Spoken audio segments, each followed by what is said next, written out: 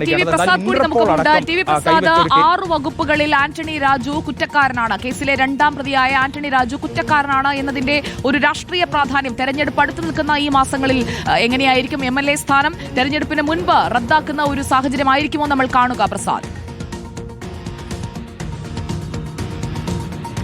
സുജി, അങ്ങനെ തന്നെ ആകാനാണ് സാധ്യത. സാധാരണ ഇത്തരം കേസുകളിൽ ശിക്ഷിക്കപ്പെട്ട് കഴിഞ്ഞാൽ MLA സ്ഥാനം റദ്ദാവാൻ അധികം സമയം വേണ്ടിവരില്ല എന്നുള്ളതാണ് നിയമവൃത്തങ്ങളിൽ നിന്ന് മനസ്സിലാകുന്നത്. സുജിയ, അല്പസമയത്തിനകം അക്കാര്യങ്ങളിലെല്ലാം ഒരു വ്യക്തത വരും എന്നാണ് പ്രതീക്ഷിക്കുന്നത്.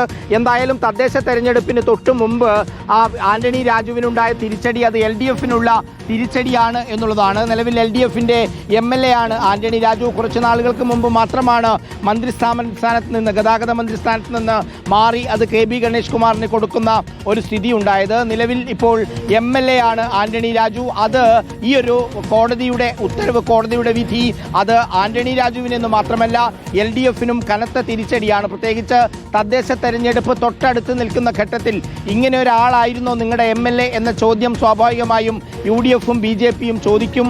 അങ്ങനെ ചോദിക്കുമ്പോൾ മറുപടി പറയാൻ കഴിയാത്ത നിലയിലേക്ക് കാര്യങ്ങൾ മാറുന്നു എന്നുള്ളതാണ് സുജിയ. ഇതിൽ ചെയ്തിരിക്കുന്നത് അത് കുറ്റകൃത്യം തെളിഞ്ഞതുകൊണ്ട് തന്നെ ഒരു അഭിഭാഷകനും ഒരിക്കലും ചെയ്തുകൂടാത്തതാണ്. നിയമവ്യവസ്ഥയെ തന്നെ തകർക്കുന്ന നിലയിലാണ് അതുണ്ടായിരിക്കുന്നത്. മയക്കുമരുന്ന് കേസിലെ പ്രതിയെ പിടികൂടുന്നു. ആ പ്രതി ഉപയോഗിച്ച, അല്ലെങ്കിൽ ആ പ്രതി സൂക്ഷിച്ചിരുന്ന, മയക്കുമരുന്ന് സൂക്ഷിച്ച അടിവസ്ത്രം അന്ന് പോലീസ് തൊണ്ടി മുതലായി കോടതിയിൽ ഹാജരാക്കുന്നു. പിന്നീട് അതിൻ്റെ വിചാരണ ഘട്ടത്തിൽ ആ അടിവസ്ത്രത്തിൻ്റെ അളവ് കുറച്ചുകൊണ്ട് എങ്ങനെയാണ് ഇത്രയും എൻ്റെ ഈ പ്രതിക്ക് ഇത്ര ചെറിയ അടിവസ്ത്രം ഉപയോഗിക്കാൻ കഴിയുക എന്ന് പറഞ്ഞ് കോടതിയെ ബോധ്യപ്പെടുത്തുന്നു. അതായത് തെറ്റായ ഒരു കാര്യം ചെയ്ത് അടിവസ്ത്രത്തിൻ്റെ അളവ് കുറച്ചുകൊണ്ട് കോടതിയെ തെറ്റായ കാര്യങ്ങൾ ബോധ്യപ്പെടുത്തിക്കൊണ്ട് ആ പ്രതിയെ ആ ശിക്ഷയിൽ നിന്നും, ആ കുറ്റത്തിൽ നിന്നും ഒഴിവാക്കുന്ന സമീപനം. അതേ പ്രതി പിന്നീട് മറ്റൊരു മയക്കുമരുന്ന് കേസിൽ ജയിലിലായപ്പോൾ ഒരു സഹതടവുകാരനോട് ഇത് പറയുന്നു, താൻ അന്ന് എയർപോർട്ട് വഴി മയക്കുമരുന്ന് കടത്തി, പക്ഷേ അന്ന് എന്നെ എൻ്റെ വക്കീല് രക്ഷിച്ചത് ഈ രീതിയിലാണ് എന്ന് സഹതടവുകാരനോട് പറയുകയും സഹതടവുകാരൻ അത് പിന്നീട് പോലീസിൽ അറിയിക്കുകയുമായിരുന്നു. അങ്ങനെ 1997 പോലീസ് ആ കേസ് രജിസ്റ്റർ ചെയ്ത് അന്വേഷണം തുടങ്ങി. അന്വേഷണം തുടങ്ങിയതിന് ശേഷം വലിയ നിയമ പോരാട്ടമായിരുന്നു സുജയ. 13 വർഷങ്ങൾക്ക് ശേഷമാണ് കുറ്റപത്രം പോലും ഹാജരാക്കാൻ പോലീസിനെന്ന് കഴിഞ്ഞത്. അവിടുന്ന് ഇങ്ങോട്ടേക്ക് ഈ കേസ് അപ്പാടെ റദ്ദാക്കണം എന്നാവശ്യപ്പെട്ട് വലിയ നിയമ പോരാട്ടമാണ് ആന്റണി രാജു നടത്തിയത്. പക്ഷേ അതെല്ലാം ഒന്നിനു പിറകെ ഒന്നായി പൊളിയുകയായിരുന്നു. ഏറ്റവും അവസാനം സുപ്രീം കോടതിയിൽ നിന്നുണ്ടായ ഉത്തരവനുസരിച്ചാണ് ഇപ്പോൾ നെടുമങ്ങാട് 1ാം ക്ലാസ് ജുഡീഷ്യൽ മജിസ്ട്രേറ്റ് കോടതി അതിൽ വിചാരണ നടത്തിയത്. 1 വർഷത്തിനകം വിചാരണ നടത്തണം എന്ന ഉത്തരവിൻ്റെ ഭാഗമായിട്ടാണ് നെടുമങ്ങാട് കോടതി ഇത് പരിഗണിച്ചതും. ഏറ്റവും ഒടുവിൽ സാക്ഷികളെ വിസ്തരിച്ച് രേഖകൾ പരിശോധിച്ചതിന് ശേഷം ആന്റണി രാജു കുറ്റക്കാരനാണ് എന്ന നിർണായകമായ ഉത്തരവുണ്ടാകുന്നത്. ഇത് ഏറെ പ്രധാനപ്പെട്ടതാണ്.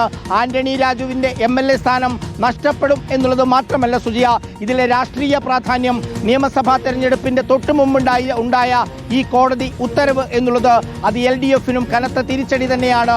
ഇതിൽ നേതാക്കൾ എങ്ങനെയാണ് പ്രതികരിക്കുക എന്നുള്ളതും ഏറെ പ്രധാനപ്പെട്ടത് തന്നെയാണ്. നേരത്തെ മന്ത്രിയായിരുന്ന, നിലവിൽ MLA ആയിരുന്ന അഭിഭാഷകൻ കൂടിയായ ആന്റണി രാജുവിൻ്റെ ഭാഗത്ത് നിന്നാണ് ഈ കുറ്റകൃത്യം ഉണ്ടായത് എന്ന് തെളിയുന്നതിലൂടെ സ്വാഭാവികമായി സമീപകാല നീതിന്യായ ചരിത്രത്തിൽ തന്നെ ഏറ്റവും പ്രധാനപ്പെട്ട ഒരു വിധിയായി ഇത് മാറുന്നു എന്നുള്ളതാണ് സുജയ. ഓക്കെ, നമുക്കൊപ്പം റഹീസ് റഷീദ് കൂടിയുണ്ട്. റഹീസ് റഷീദ്, തൊണ്ടി മുതൽ തിരിമുറി കേസിലാണ് ആന്റണി രാജു കുറ്റക്കാരനെന്ന് കണ്ടെത്തിയിരിക്കുന്നത്. 3.5 പതിറ്റാണ്ട് നീണ്ട ഒരു കേസാണ്. ഈ കേസിന്റെ ഉള്ളടക്കം, അതുപോലെ തന്നെ കേസിന്റെ നാൾ വഴി, അതൊക്കെ ഈ തെരഞ്ഞെടുപ്പ് കാലത്ത് വീണ്ടും ചർച്ചയാവുകയല്ലേ? സുജയ, ഉറപ്പായും തദ്ദേശ തെരഞ്ഞെടുപ്പിന് പിന്നാലെ നിയമസഭാ തെരഞ്ഞെടുപ്പിലേക്ക് കേരളം പോകുന്ന ഒരു സാഹചര്യത്തിൽ രാഷ്ട്രീയമായി ഇത് ആന്റണി രാജുവിനും, അല്ലെങ്കിൽ ആന്റണി രാജു പ്രതിനിധാനം ചെയ്യുന്ന LDF-നും കൂടി തിരിച്ചടിയാകുന്ന തരത്തിലാണ് വിധി വന്നിരിക്കുന്നത്.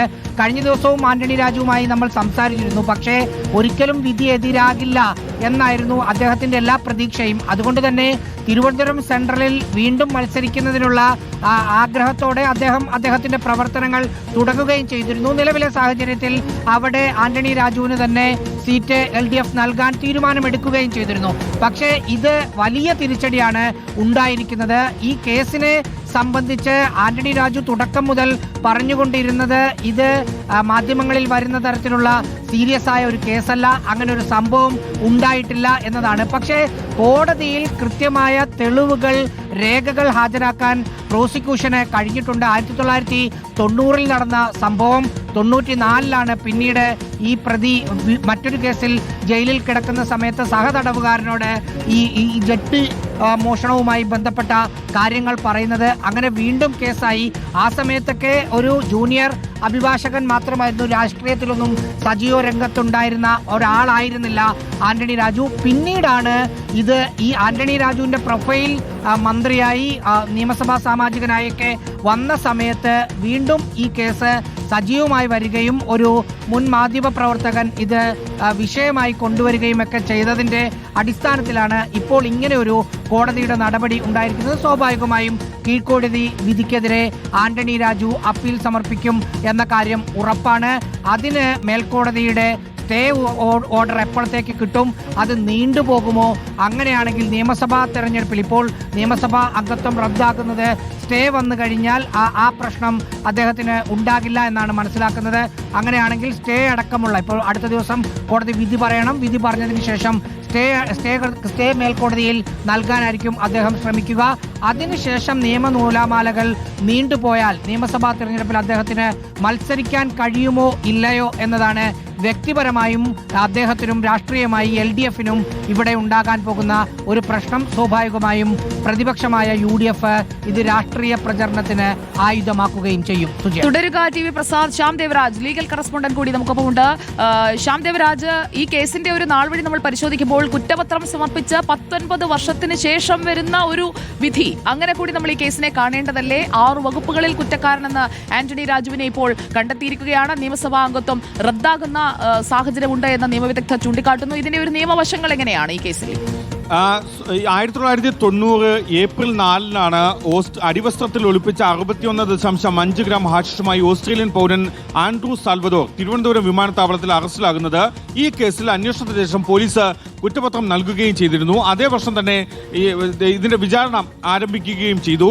പക്ഷെ പിന്നീട് ഈ അടിവസ്ത്രം ആൻഡ്രൂവിൻ്റെതല്ല എന്ന വാദം കോടതി അംഗീകരിക്കുകയും ആൻഡ്രൂസിനെ ഹൈക്കോടതി വെറുതെ വിടുകയും ചെയ്യുകയായിരുന്നു. പക്ഷെ പിന്നീടാണ് ഇതിൽ ഈ അടിവസ്ത്രത്തിൽ അടിവസ്ത്രം തൊണ്ടി മുതൽ ആയ അടിവസ്ത്രത്തിൽ ഒരു കൃത്രിമത്വം നടത്തിയെന്നും അത് കാരണമാണ് ഈ ആൻഡ്രൂ സാൽവദോർ കേസിൽ രക്ഷപ്പെടാനുള്ള കാരണം എന്നും കണ്ടെത്തുകയായിരുന്നു. അതിനാണ് 19 വർഷങ്ങൾക്ക് മുമ്പ് ഒരു കുറ്റപത്രം നൽകുന്നത്. ആ കുറ്റപത്രം ഇത് നിലനിൽക്കുന്ന കേസല്ല, ഈ കുറ്റപത്രം റദ്ദാക്കണമെന്ന അടക്കമുള്ള ആവശ്യങ്ങൾ ആന്റണി രാജു പല ഘട്ടങ്ങളിൽ ഹൈക്കോടതിയിലും സുപ്രീം കോടതിയിലും അടക്കം ഉയർത്തി. പക്ഷേ ഹൈക്കോടതി ഇതിൽ 2023 പറഞ്ഞ ഒരു കാര്യം, ആന്റണി രാജു ഈ കേസിൽ വിചാരണ നേരിടണം എന്നതാണ്. പക്ഷേ ആന്റണി രാജു ഇതിനെതിരെ അപ്പീലുമായി സുപ്രീം കോടതിയിൽ പോകുമ്പോൾ സുപ്രീം കോടതിയും പറഞ്ഞു ആന്റണി രാജു വിചാരണ നേരിടണമെന്ന്. മാത്രമല്ല ഇതിൽ സമയപരിധി അടക്കം നിശ്ചയിക്കുകയും ചെയ്തു. ഡിസംബർ 20 2025 ഡിസംബർ 20 വിചാരണ പൂർത്തിയാക്കണമെന്ന നിർദ്ദേശവും കൂടി വിചാരണ കോടതിക്ക് നൽകുകയും ചെയ്തു. അതിലാണ് ഗൗരവതരമായ കുറ്റകൃത്യങ്ങൾ അടങ്ങിയ ഉൾപ്പെടെയുള്ള വകുപ്പുകൾ ആന്റണി രാജുവിനെതിരെ നിലനിൽക്കുമെന്ന് കോടതി കണ്ടെത്തുന്നത്. അതിൽ ഏറ്റവും പ്രധാനം ഇന്ത്യൻ ശിക്ഷാ നിയമത്തിലെ 409 വകുപ്പാണ്. അത് ഒരു പൊതുപ്രവർത്തകൻ വിശ്വാസവഞ്ചന കാട്ടി എന്ന കുറ്റമാണ്. ഏറ്റവും കുറഞ്ഞത് 10 വർഷം ശിക്ഷ ലഭിക്കാവുന്ന കുറ്റവുമാണത്. ഇതാണ് ആന്റണി രാജുവിനെ സംബന്ധിച്ച് വലിയ തിരിച്ചടിയാകുന്ന ശിക്ഷ.